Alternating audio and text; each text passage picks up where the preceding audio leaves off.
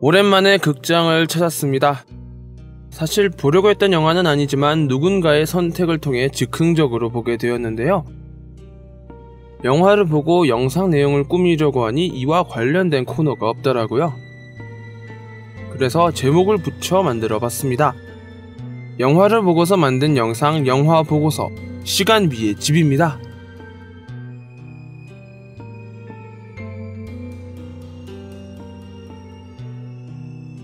영화는 미희의 시점으로 이야기를 진행합니다. 집에서 일어나는 미스테리한 사건은 과연 이 집이 어떤 사연을 담고 있으며 또 어떤 이야기로 이 사건을 풀어갈 것인가에 집중을 하게 되죠. 집에서 일어난 살인사건, 그리고 아들이 갑자기 사라진 실종사건. 미희는 갑작스럽게 일어난 이 사건들을 통해 감옥에 가게 되고 그로부터 25년 후 다시 집으로 돌아오게 됩니다. 그 후 영화는 과거와 현재를 교차하면서 집을 집중적으로 다루는데요. 슈퍼 할머니, 풍수지리사, 무당으로 이어지는 인물들이 이 점을 강조하기 시작하죠. 공포스러운 분위기는 집이라는 공간을 쉽게 무너뜨립니다. 집은 사람에게 안식처와 같은 곳이고 모든 껍데기를 벗고 온전히 자신의 모습으로 존재할 수 있는 공간이죠. 따라서 그 공간에서 일어나는 미스테리한 일들은 다른 폐쇄적인 공간보다 더욱 사람을 불안하게 만듭니다. 돌아갈 곳이 없어진 것과 같으니까요. 그렇기에 최 신부가 미희를 데리고 나가려고 할 때 홀로 집에 남아있으려는 미희의 모습은 어딘가 처량하게 느껴지기도 했습니다.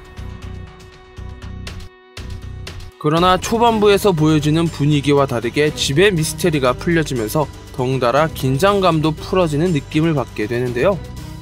공포스러운 분위기는 한순간 전혀 무섭지 않게 변해버리고 마치 이 순간을 위해 이 장면들을 보여줬다는 걸 설명해줍니다. 따라서 끝까지 보지 않았어도 사라진 아들은 곧 현재의 미희가 과거의 아들을 데려갔다는 걸 쉽게 유추할 수 있게 되죠. 이 모든 설정들이 후반부에 갈수록 점점 자귀적인 느낌이 들기 시작합니다.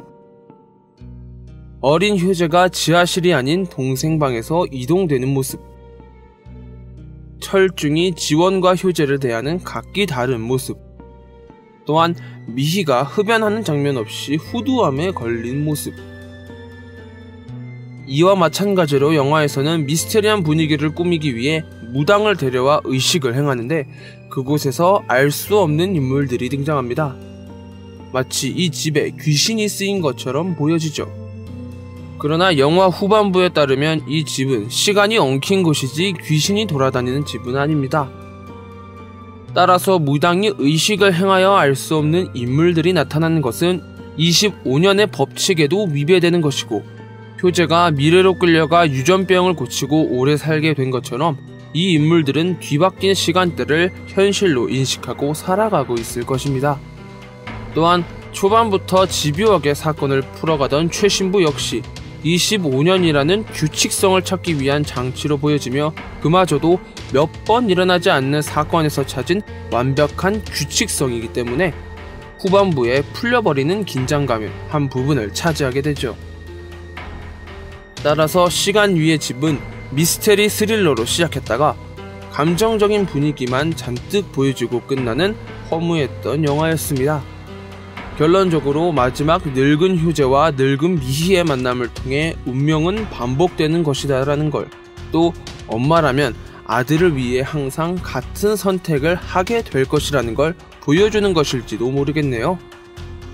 만약 제가 미희였다면 어느 순간 가족을 잃고 인생도 잃고 건강도 잃은 모습에 한탄하다가 조용히 살지만은 않았을까 싶기도 하네요. 시간 위의 집은 말 그대로 집 속에 엉켜있는 시간에 관한 이야기였습니다. 그리고 저희 집에는 지하실이 없기 때문에 미스테리한 일이 일어나지 않을 것을 생각하고서 영상을 마칩니다.